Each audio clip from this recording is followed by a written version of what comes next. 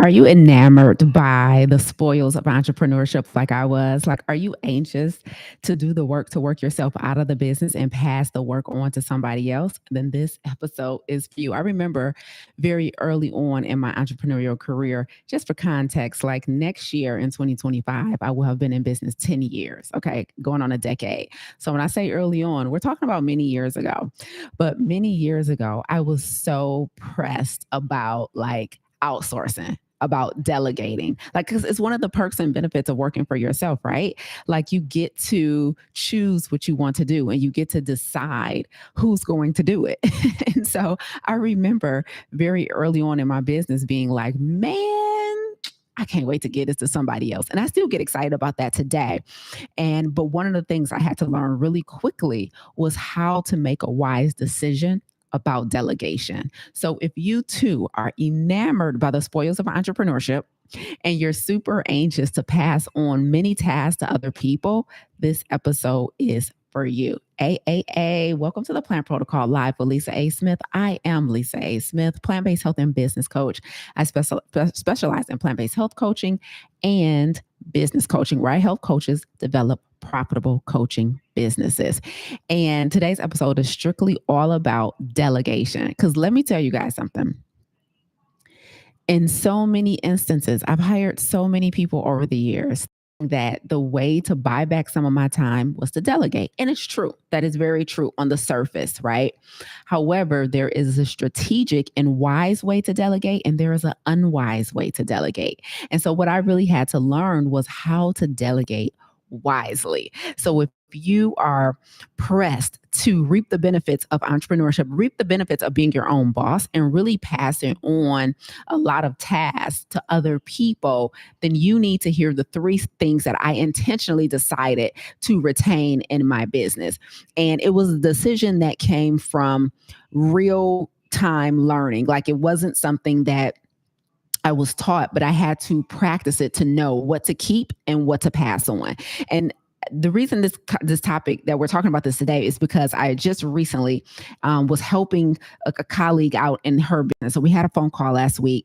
I was helping a colleague and I was asking them about their marketing. So we were talking about the marketing, and she's in a different industry, in a completely different industry. But I was asking her, she was telling me about some things she was thinking about doing to drive more revenue and traffic into her business. And so she was asking my opinion about the best way to do that. And during this conversation, I started asking her about, how often she's talking to her audience with regard to email marketing. We were talking about social media marketing. We were talking about different ways that she is driving traffic into her business. And this topic came up, and I was breaking down to them how I do it, like how our marketing structure is set up inside of our business. And this really got me to thinking about why I chose to market the way I chose, right? And so I want to break that down for you today, because if you're in business for yourself, we know one of the benefits and one of the perks of working for yourself is the autonomy and the freedom to delegate and to outsource. But I have learned over the years what should be and shouldn't be delegated and outsourced. And it makes me think about, when I talk about the perks and the benefits of entrepreneurship, one of the things it makes me think about is a question that I always ask when I do speaking engagements specifically around business. So if someone books me to speak and instead of talking about health, they want me to talk about business and they want me to talk about entrepreneurship, I always ask the audience one specific question first. And that is, what is the point of running your own business? What is the point of working for yourself? What is the point of having your own? Right. And essentially, I hear the same answers over and over again. I hear the same answers. People say, so you can be your own boss. And people say, like, the point of entrepreneurship and the point of business is so that you don't have to answer to anybody. And people say, so that you can be on your own time, right? And so you can, you can keep most of the money. And I hear these same answers over and over again, right? They're like, the point of this thing is to be independent. So nobody has to tell you what to do. So you can be on your own time schedule. So you can make your own schedule. And I'm like, those are what we call like benefits of the job. Just like the benefit of working for somebody else, because there are benefits for working for other people. Let's be clear. Like it's not all bad to have a job, right? And so there's benefits on both sides. So for example, some of the benefits for working in corporate or working for someone else is going to be something like, somebody helping to cover the cost of your health care. That's like one of the main reasons that people don't want to quit their jobs. They're like, but the health care, right? That's one of the benefits of working for somebody else. Another one of the benefits may be, you don't have as much responsibility, right? It's not as stressful because you're not making all of the big decisions. And so there are definitely perks for working for someone else. And I would say one of the benefits of working for yourself is that you get to delegate some of the work and some of the tasks that maybe you don't enjoy doing, or maybe that you're not that great at. However, the reason I'm making this distinction between benefits versus the reason for doing it is that they are not the same. Like, you don't work for yourself just so you can delegate. It just happens to be a benefit of entrepreneurship, right? You shouldn't work for somebody else just because they're going to provide healthcare. It is one of the benefits of working for someone else, but that shouldn't be the reason you stay in a job you don't like. And so in that same vein, coming over to entrepreneurship, you shouldn't work for yourself just so that you can have time freedom, just so you can have geographic freedom, just so that you can outsource, but it is a benefit. And the reason I'm making that distinction before I tell you guys the 3 things that I decided to not outsource in my business is because I want you to know that delegation is a benefit, but it is not the reason you should work for yourself. You shouldn't start a business and you shouldn't work for yourself just so you can pass work on to other people. It just happens to be, another word for benefit I would say is perk. It just happens to be a perk of the job, right? It just happens. Shout out to Veterans Growing America for putting the notes in the chat. Amen. It just happens to be a perk of the job. So when people raise their hand when I'm doing these talks and I say, what's the point of starting a business? And they say to work for yourself so that you don't have a boss. Being your own boss is a benefit, it's a perk, but it shouldn't be the reason. You start a business, the answer is, like, everybody like on the edge of their seats, well, what's the real reason, Lisa? Cliffhanger. The reason you start a business is to solve a problem. That means you have identified a problem in the world and you have a solution that has not been presented previously, right? You have a solution, you have an approach, you have a unique approach to solving a problem. You start a business to solve a problem. You just happen to not have a boss. You just happen to have time and geographic and financial freedom. You just happen to be able to delegate the things that you don't love, but it is not the reason you should work for yourself. And that is so important because it helps to put into context the 3 things that I'm about to share with you that I intentionally decided not to outsource in my business. Because what corporate America will lead you to believe and what your 9-to-5 programming will lead you to believe is that when you have things in your business that are recurring, that are a bit tedious, that are time consuming, the very first thing that your 9-to-5 programming will tell you to do is to outsource it. When you have things in your business that are recurring, that are a bit tedious, that are time consuming, our 9-to-5 programming, and even some of our like antiquated entrepreneurial programming, the very first solution the old way of thinking will give you is to get somebody else to do it, right? What old girls say, get somebody else to do it, right? And so that's what antiquated or 9-to-5 programming will lead you to believe. Assign that to somebody else. You don't like writing emails? Assign that to somebody else. You don't like posting on social media? Assign that to somebody else. And so that's where our mind goes. We instantly think, and there's a whole book about it. What is it called? Not what, but who. Somebody correct me in the chat. Not how, but who. Like you figure out who's supposed to do it versus trying to figure it out yourself. That's what they tell. Like, that's what so much rhetoric in the entrepreneurial and the business, not what, but who. I can't remember. It's messing me up. Somebody get it for me. But that's what they tell us to do. It's like, don't try and figure out how to do it. Try and figure out who should do it. Right. And so it took years for me to deprogram from that mindset thinking. And I had to strategically decide what to outsource in my business, because there are things that were recurring, that were a bit tedious, that were a bit time consuming, that I thought I should be outsourcing. But after further inspection, after a deeper look, I realized that no, I need to keep doing this myself. And so I'm going to tell you right now what those three things are. So the three things in my coaching business, and again, I've been in business 9 years, it'll be 10 years next year. The three things in my coaching company that I have intentionally decided not to outsource are thank you. I don't know if that's Danielle or Tonda, but thank you. Who, not how. Exactly. That's the name of the book. So there's entire schools of thoughts that tells us stop trying to figure out how to do something and figure out who should do it. Right. And I had to deprogram from that a little bit. And that holds weight, and it's true in some instances. But in the instances that I'm about to share with you, I didn't need to figure out who should do it. I needed to figure out how to do it. Right. And so I just want us to be very careful with thinking that outsourcing in our business is part of the reason we started the business. It's not. You started the business to solve a problem. Outsourcing and delegating is a perk of the business, meaning perks and benefits of the business. You still have to be strategic with how you use them. Right? Like one of the perks of working for somebody else is a 401k, right? You contribute to the 401k and the company contributes to the 401k, but you still have to be strategic about how you use the 401k. We know if you take an early withdrawal before a certain age, it's going to come with a penalty. Everything still requires strategy. So one of the perks of entrepreneurship is delegation and being able to hire and outsource the things that maybe you don't enjoy as much or that are time consuming, but you still have to be strategic about that delegation, right? And so one of the first thing in my coaching business that I've decided intentionally not to outsource are my emails.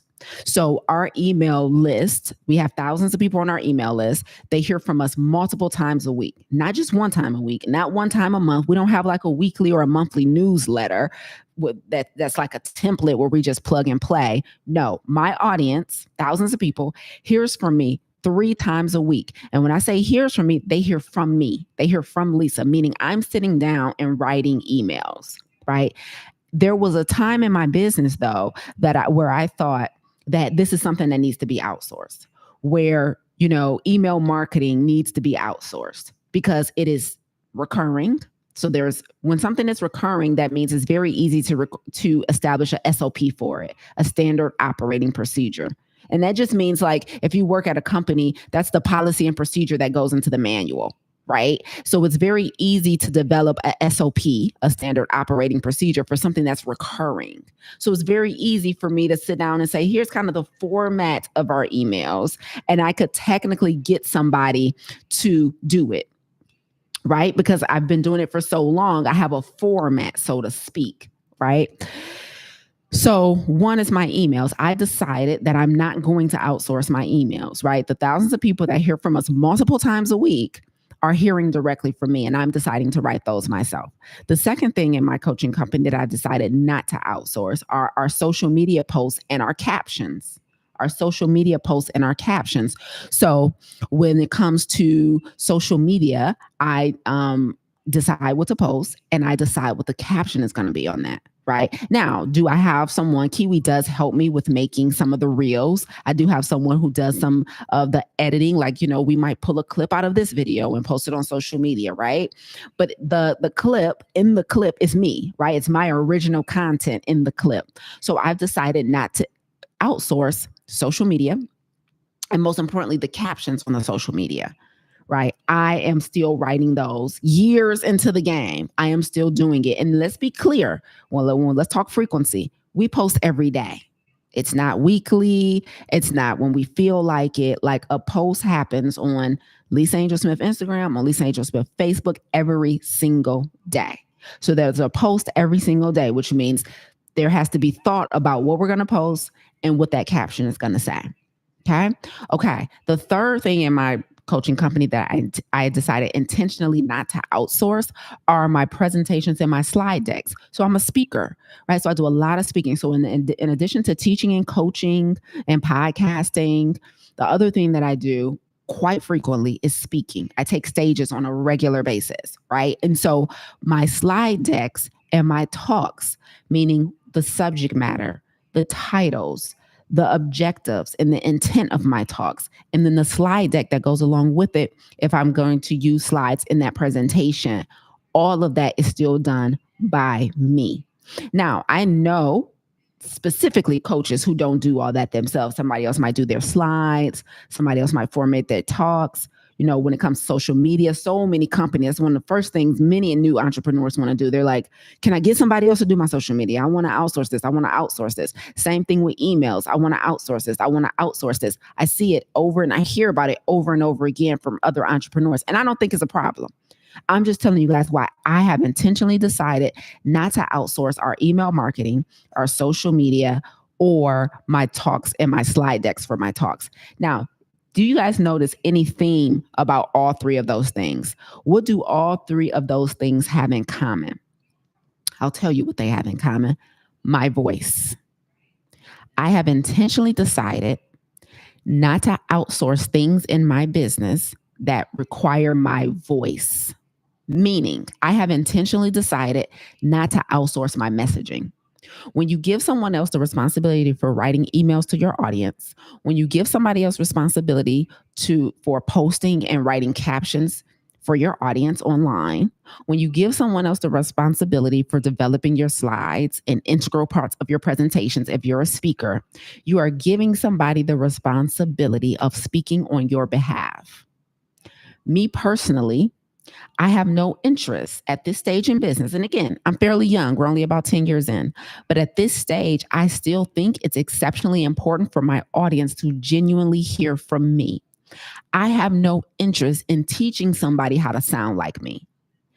Partially because the industry that I'm in, which is coaching, is a very intimate career. Coaching is a contact sport. And what that means is that you have to get upfront and in person with your clients and your prospects. So because coaching is a contact sport and you have to get so intimate with your prospects and with your clients, it's important that while you're developing the business, the professional brand, it's exceptionally important that you are developing your personal brand. Your voice is your personal brand.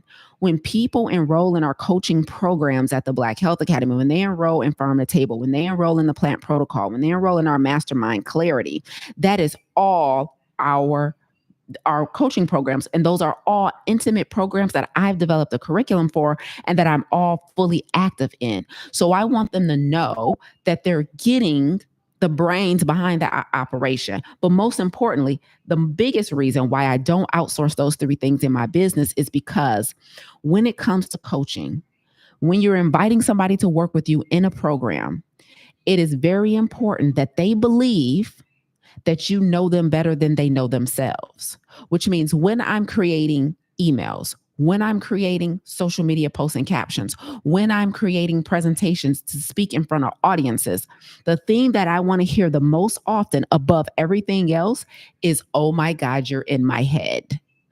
Oh my God, you're talking to me. You guys have seen this. You've seen this in comments online. This was meant for me, exclamation point, exclamation point, exclamation point, right?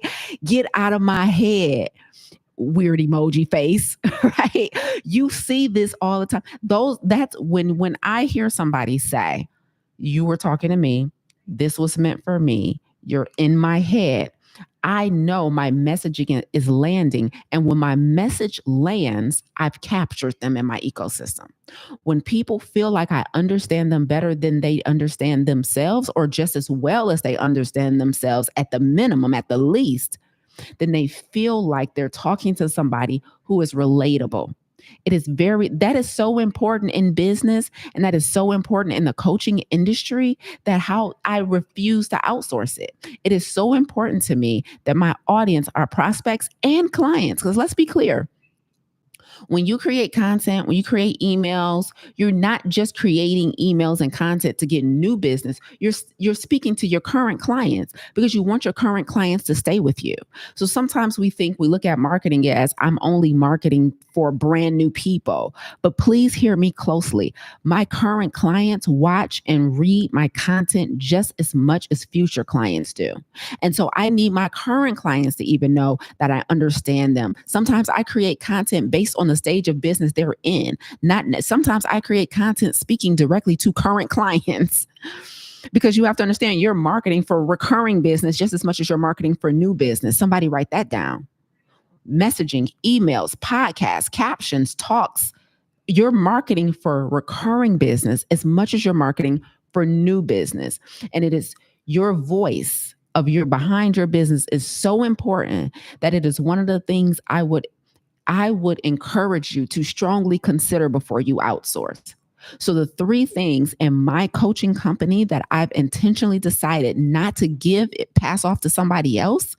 I've intentionally decided not to exercise this perk in my business. Like I very much am. I have a team. I've been in business long enough for people to believe in me. They believe in my mission.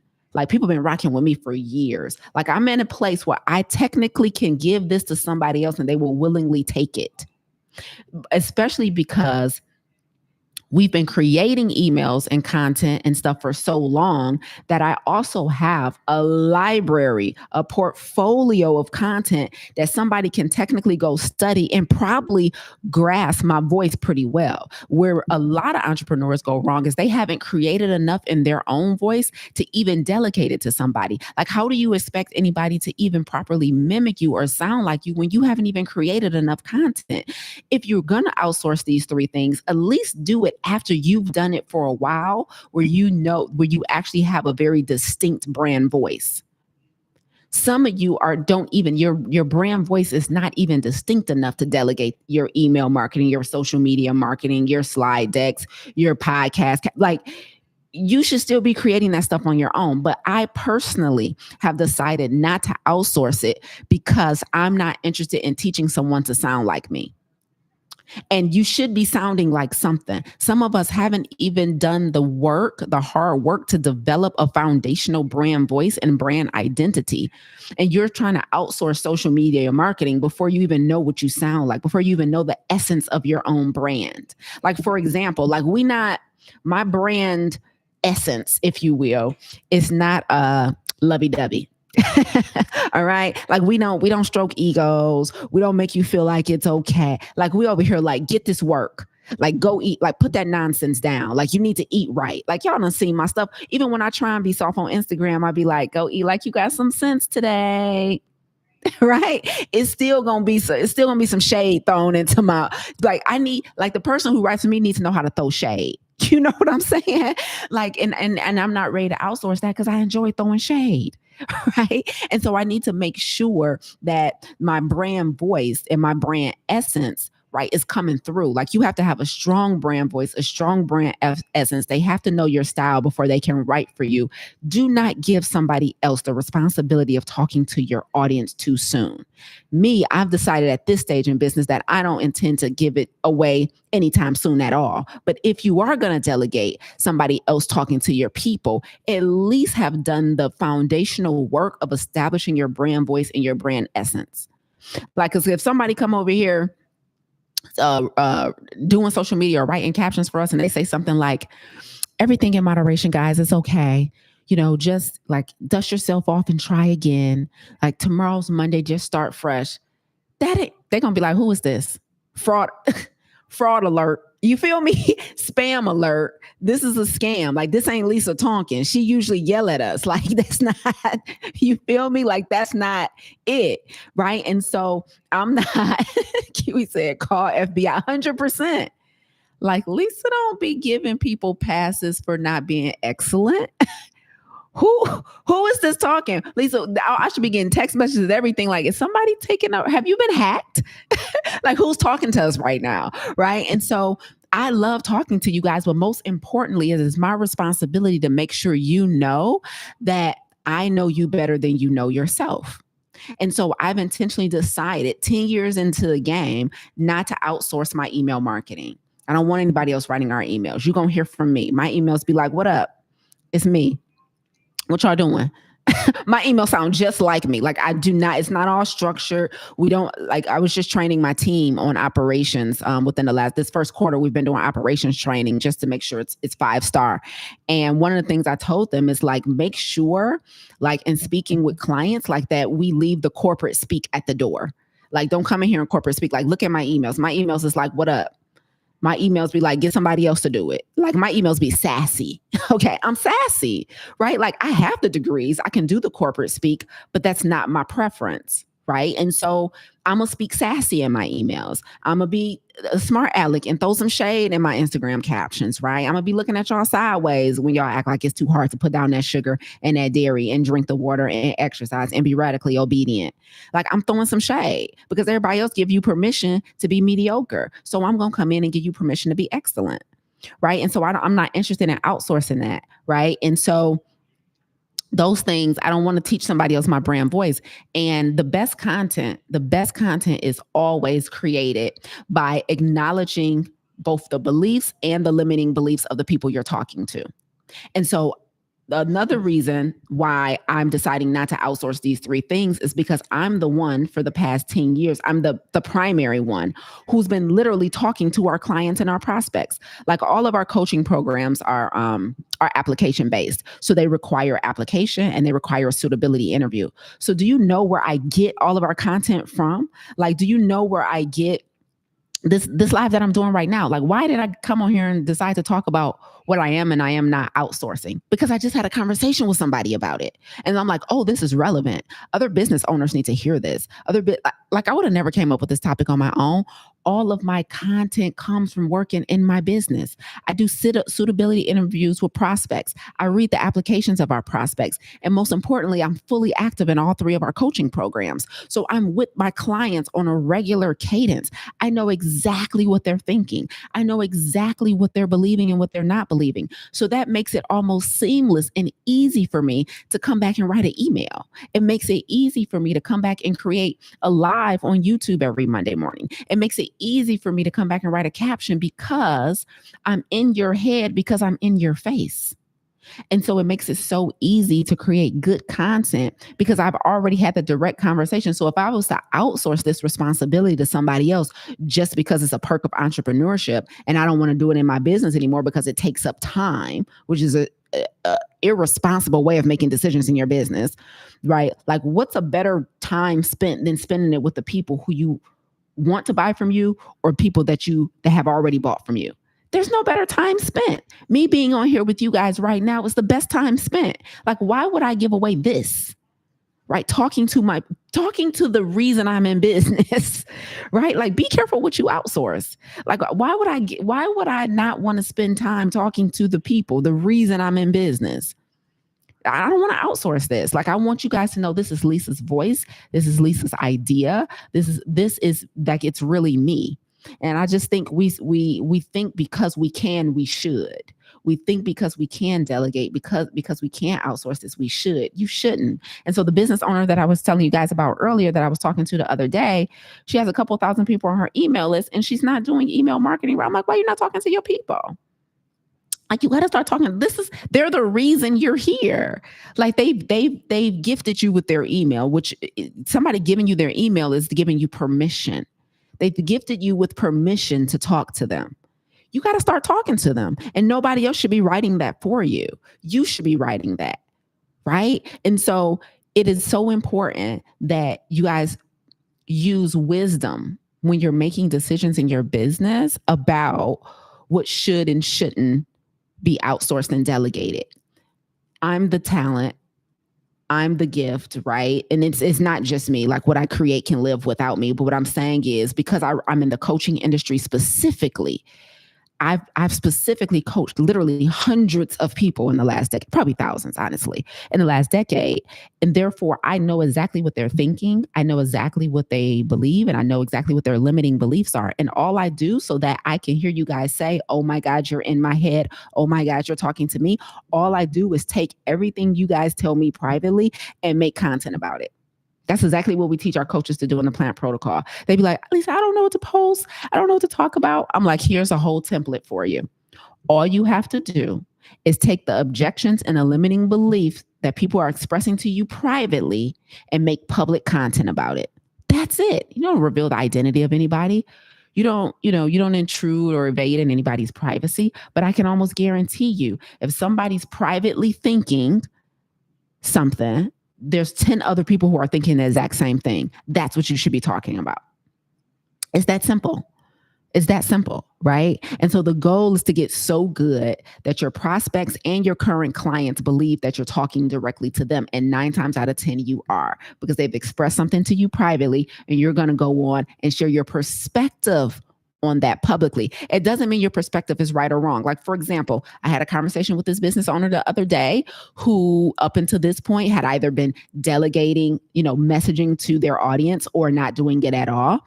And I told them, well, I don't delegate those tasks. It doesn't mean I'm right or wrong. It's just my personal choice. So the point of coming on here and creating content and talking to you guys about this is to give you my perspective on delegating these 3 things. It doesn't mean I'm right, but I want to tell you why I made the choice I made.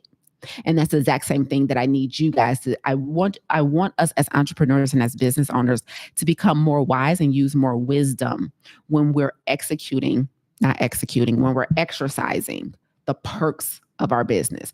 Don't confuse perks with the reason your business exists. You don't start a business to work for yourself. You don't start a business to make money. You don't start a business so that you can be your own boss and nobody tells you what to do. You start a business for one reason and one reason only, and that's to solve a problem. If you have not identified a problem in the world that needs to be solved in a unique way in which nobody else has solved it, then you should not have a business.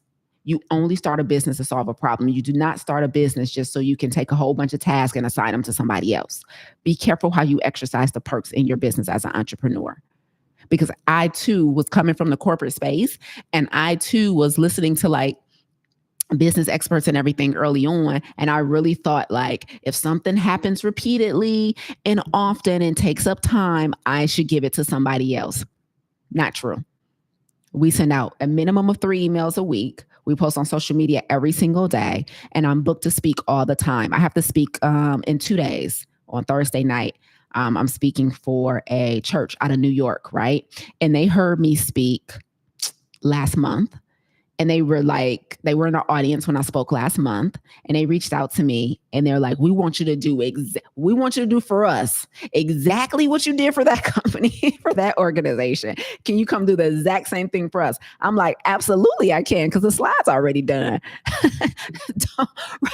Don't mess around and make my job easier. 100% I can do exactly for you what I did for them, right?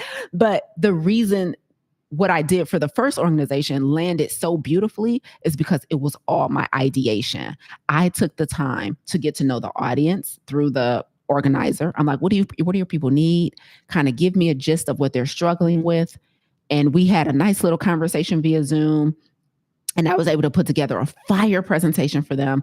The presentation was so fire that people in the audience started reaching out to me immediately, and one of those people wanted to know, can I come speak for their church out of New York the same way I did for this other organization?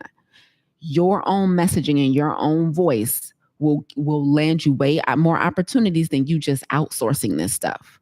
Be very careful how you delegate certain things in your business. And my messaging and my voice, I'm not doing it. So let's get to the Lisa-ism of the day. I don't know if I did a Lisa-ism last week. Did we do a Lisa-ism last week? I can't remember. But one of the things I've heard over my career and that I still hear fairly often is that, matter of fact, a couple of people just said it this week, like, you're always in my head. You're always in my head. So I decided to give you guys some takeaways that can stay in your head. Kiwi said you missed it. Okay. I think the Lisa-ism for last week is just going to be hashtag made you look. Kiwi came up with that one, which I love. So let's just keep it.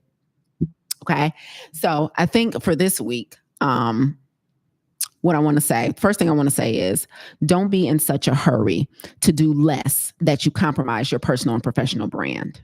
Okay. So don't be in such a hurry in your business. If you're an entrepreneur watching this, don't be in such a hurry to do less. Sometimes we're like we're trying to run full speed ahead to as much time freedom as possible, but just be very careful with that. So don't be in such a hurry to do less that you compromise your personal and professional brand.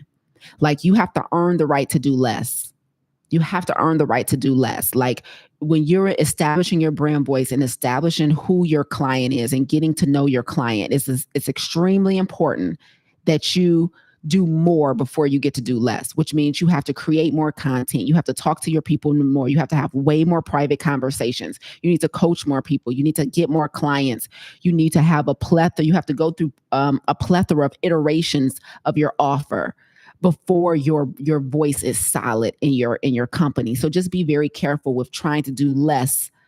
So being so pressed about doing less that you compromise your personal brand and your professional brand. And so I think to piggyback off of that, the Lisa-ism for today is, if you're going to be in a hurry, be in a hurry to do good. If you're going to be in a hurry, be in a hurry to get good. And getting good requires you to do more, not less. So if we're going to rush through business, like, because I'm not going anywhere. It's so funny when I get clients who go through, fill out applications for our programs, and for whatever reason, they're not ready to move forward. I'm so unfazed by it because I'm like, oh, you'll be back and I'll be here. I'm not going anywhere. Like we're 10 years in. Like I was just telling I think my mom last week or 2 weeks ago, I was like, I've never really celebrated being in business, but I think I want to make 10 years a big deal. Right. So I was telling her, like, you or somebody else on the team needs to put together like a 10-year anniversary party next year in 2025. Because I don't celebrate much, but I think I want to celebrate that. Just because we've surpassed all the statistics, right? All the stats that say most business owners don't make it past the 3-year mark, past the 5-year mark. And so I think I want to celebrate that, and I've done a lot over these 10 years. And I think getting good has been one of the things that I'm most proud of, right? And so if you're going to be in a hurry, be in a hurry to get good. And getting good requires you to do more, not less. So what are you getting good at, right? You're getting good at messaging. You're getting good at knowing your prospects better than they know themselves. You're getting good at understanding that marketing is not just about getting new clients, but it's about keeping the ones you have. So when you're creating content, you're not just talking to future clients, you're talking to current clients as well. Like my clients still listen to my podcast. They still watch my social media. They come on my lives, and they will literally come into then our coaching sessions and be like, Lisa, when you said this on your reel last week, right? And I'm like, oh, yes, it's working, right? Because our goal is to not just create new clients, but recurring clients. We want our people to be with us as long as possible, as long as we have something to serve and something to give and a problem to solve for them, right? And so that is what you want to be in a hurry to do. Stop being in such a hurry to buy back your time that you compromise your personal and professional brand. Right. Kiwi said, done. Hey, shout out to the team. So we're going to have a 10-year anniversary party next year. Y'all, I'm going to do it in person and everything. I'm making a big deal. Put on me a tight dress and some pumps and show out. You feel me? Because it's something we should be proud of. And a therapist told me years ago that I need to start pausing and celebrating, blah, blah, blah. So here we are. And so that is my take. That is what I have for you today. The 3 things that I've intentionally decided not to outsource in my business, even though all of the business gurus and the experts and even my 9-to-5 programming would tell me, like, why are you spending time doing this? You can give this to somebody else. And I'm like, nah, I think I'm going to continue to talk to my people on my own. I think I want them to hear from me. And I'm the source of the information. Like, I know exactly what to say to them because I'm having private conversations with them. So why insert a middleman into that? Like, why try and tell somebody else what to say to my audience? Because they're not having the private conversations with my audience. So it's more challenging for them to develop content and messaging for my audience. So if you're having the private conversations with your people, then just be responsible for talking to your people, regardless of it being a seemingly redundant task. You have no idea how much nurturing your audience, how valuable that is. So there's no way that I'm going to look at this as my time not being well spent. My time with you guys is always time well spent, right? Because first and foremost, before anything, before we even talk about a sale or getting business, I want to add value. I want to add value. Like, I want you guys to evict that everything in moderation mindset. I want you guys to evict the spirit of mediocrity. And so because I lead with a spirit of excellence and because I believe in going all out, right, I want you guys to have that same mindset. And so I'm going to spend time with you guys to make sure you're great, whether that's in your health or in your business. I want to make sure you're great. And so I'm deciding not to outsource my messaging because I think I do it the best. And whatever you do the best in your business, you should be doing, regardless if it seems like a menial task. Right? Whatever you do the best at in your business, you should be doing. And communication is my jam, right? Talking and writing and speaking is my jam. And so I'm going to continue to do that. Even though it seems to take up a lot of time. Let me see. Kiwi says shoulders out. Amen.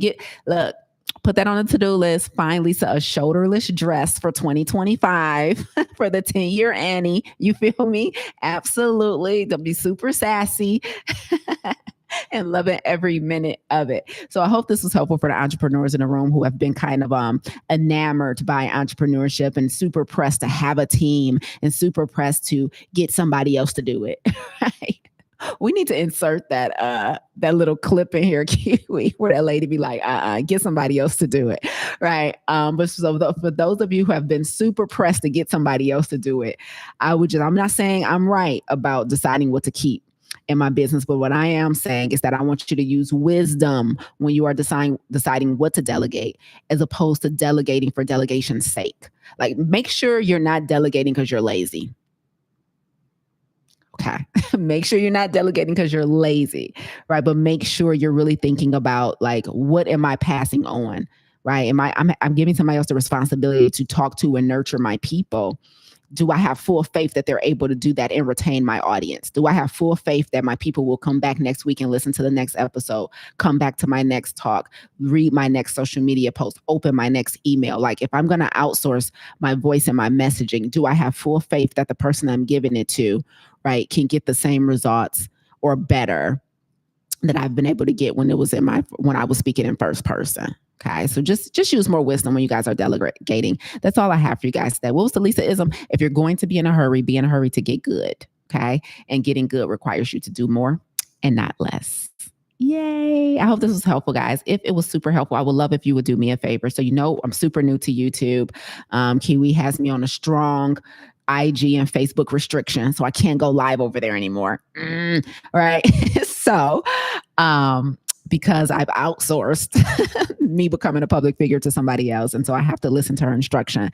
And so I'm here on YouTube now, live every Monday. If you guys could just hit the subscribe button for me, so that we can get our audience up, so that we can impact more people, so we can have a broader reach. I would appreciate it so much. I'm going to do my part and show up here every week. And we might increase that frequency as time goes on. But right now, it's going to be every Monday. I'll be live here speaking health, speaking business, and kind of marrying the marriage between health and business for me has been so integral. It's so crazy. Like, as my health has improved over the years, so has my business. Like, I don't think it is a coincidence that they've kind of followed each other. So, like, as I've gotten more embedded into my plant-based lifestyle and into my mindfulness and all of that, like, as my physical, mental, and emotional health has improved, so has my business. And so my goal here is to kind of just take you guys on that journey and marry those two together, so you guys better understand the impact physical, mental, and emotional health has on the health of your business. And this is really a full circle moment. And maybe I'll save this for my 10-year anniversary speech. But my very first company that I started in 2015, Professionally Fit, I started off in that same vein. It was me literally helping CEOs, entrepreneurs, C-level suite people improve their health so they can improve their bottom line in their business. And so I'm still talking that talk almost 10 years later, which I think is super cool. And so just marrying how, like, the health of you, how that impacts the health of your business is so super important. Everything from physical health to emotional intelligence and mental health. Like, your mental health can completely destroy your business if you're not whole. And so that's the kind of things we'll be marrying together on this platform as we move forward on YouTube. Whole different monster. So anyway, I said all that to say, please subscribe. I'll appreciate it so much if you guys do. And I will see you guys back here next Monday. Shout out. I ain't got shoulders off to you there, but I can roll them. You feel me? Until next time. Bye, guys. Thank you, Melissa. Already subscribed. Bye, guys.